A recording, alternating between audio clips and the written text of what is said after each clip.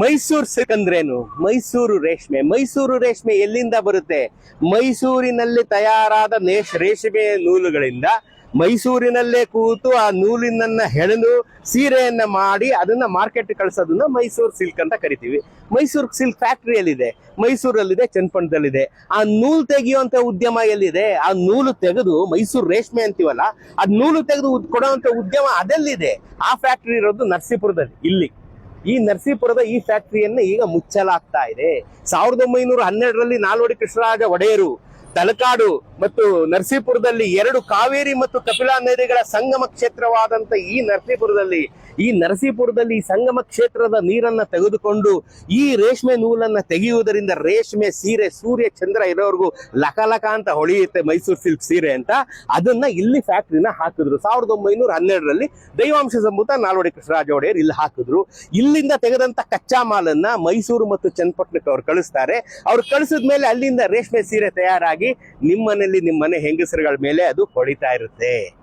ಇನ್ನು ಕೆಲವೇ ದಿನ ಆ ರೇಷ್ಮೆ ಸೀರೆ ಆಸೆ ನೀವೆಲ್ಲ ಬಿಟ್ಬಿಡಿ. ಯಾಕೆಂದ್ರೆ ಈ ಫ್ಯಾಕ್ಟರಿನ ಮುಚ್ಚುತ್ತಾ ಇದ್ದಾರೆ. ಈ ಫ್ಯಾಕ್ಟರಿನ ಮುಚ್ಚಿ ಇಲ್ಲೊಂದು ಕ್ರೀಡಾಂಗಣ ಮಾಡ್ತಾ ಇದ್ದಾರೆ. ಕ್ರೀಡಾಂಗಣ ನೋಡ್ರಿ ಎಂತ ದುರಂತ ನೋಡ್ರಿ. ಇಲ್ಲಿ ಈ ಫ್ಯಾಕ್ಟರಿ ಮುಚ್ಚಿಬಿಟ್ರೆ ಇಲ್ಲಿರತಕ್ಕಂಥ ನೂರಾರು ಸಾವಿರಾರು ಕುಟುಂಬಗಳು ಬೀದಿ ಪಾಲಾಗೋಗ್ತವೆ.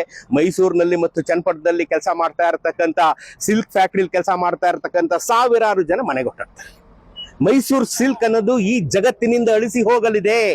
ಮೈಸೂರು ಸಿಲ್ಕ್ ಅಂತ ಏನ್ ನಾವು ಜಾಗತಿಕ GI ಟ್ಯಾಗ್ ತಗೊಂಡಿದೀವಿ, ಅದು ಶಾಶ್ವತವಾಗಿ ನಾಶವಾಗಿ ಹೋಗಲಿದೆ. ಯಾಕೆ ಅಂತಂದ್ರೆ ಮೈಸೂರು ಸಿಲ್ಕ್ ನ ಮೂಲ ಬೇರಾದಂತ ಕಚ್ಚಾ ಮಾಲ್ ಕೊಡುವಂತ ಸಿಲ್ಕ್ ಅಂದ್ರೆ ನೂಲಿನ ಎಣೆ ತಯಾರು ಮಾಡುವಂತ ಈ ಫ್ಯಾಕ್ಟರಿ, ನರಸೀಪುರದಲ್ಲಿರೋ ಈ ಫ್ಯಾಕ್ಟರಿಯನ್ನ ಶಾಶ್ವತವಾಗಿ ಮುಚ್ಚಿ ಇಲ್ಲಿ ಕ್ರೀಡಾಂಗಣ ಮಾಡೋದಕ್ಕೆ ನಮ್ಮ ಸರ್ಕಾರ ಹೊರಟಿದ್ದಾರೆ. ನಾವೇನ್ ಮಾಡ್ಬೇಕೀಗ? ಪ್ರತಿಭಟಿಸಬೇಕು, ಅವ್ರಿಗೆ ಮನವಿ ಮಾಡಬೇಕು. ಈ ವಿಡಿಯೋ ಮೂಲಕ ನಾನು ಮುಖ್ಯಮಂತ್ರಿ ಸಿದ್ದರಾಮಯ್ಯನವರಿಲ್ಲ ನಾನು ಬಹಳ ಒಂದು ಸವಿನಯವಾಗಿ ಮನವಿ ಮಾಡ್ತೀವಿ. ನಿಮ್ಮನ್ನ ನಾವು ಅನ್ನರಾಮಯ್ಯ ಅಂತ ಕರೆದಿದ್ದೀವಿ, ನಿಮ್ಮನ್ನ ನಾವೀಗ ಕನ್ನಡ ರಾಮಯ್ಯ ಅಂತ ಕರೆದಿದ್ದೀವಿ. ಇನ್ನು ಮೇಲೆ ನಾವು ರೇಷ್ಮೆ ರಾಮಯ್ಯ ಅಂತ ಕರಿತೀವಿ. ಈ ಫ್ಯಾಕ್ಟ್ರಿ ದಯಮಾಡಿ ಈ ಫ್ಯಾಕ್ಟ್ರಿ ಉಳಿಸ್ಕೊಟ್ಬಿಡಿ. ನಿಮ್ಮನ್ನ ನಾವು ರೇಷ್ಮೆ ರಾಮಯ್ಯ ಅಂತ ನಾವು ಕರಿತೀವಿ. ಸೂರ್ಯಚಂದ್ರ ಇರೋವರೆಗೂ ನಿಮ್ಮ ಹೆಸರು ನಮ್ಮ ಎದೆಯಲ್ಲಿರುತ್ತೆ. ಈ ಫ್ಯಾಕ್ಟ್ರಿ ನೇನೆ ಕಾರಣಕ್ಕೂ ಮುಚ್ಚಕ್ ಬಿಡಬೇಡಿ. ಕ್ರೀಡಾಂಗಣ ಮಾಡಕ್ಕೆ 1000 ಎಕರೆ ಜಾಗ ಬಿದ್ದೈತೆ ಸರ್. ಈ ಫ್ಯಾಕ್ಟ್ರಿನೇ ಆಗ್ಬೇಕೆ ನಿಮ್ಗೆ? ಈ ಫ್ಯಾಕ್ಟ್ರಿನೇ ಬೇಕೆ ನಿಮ್ಗೆ? ದಯಮಾಡಿ ಈ ಫ್ಯಾಕ್ಟ್ರಿ ಮುಚ್ಚಬೇಡಿ.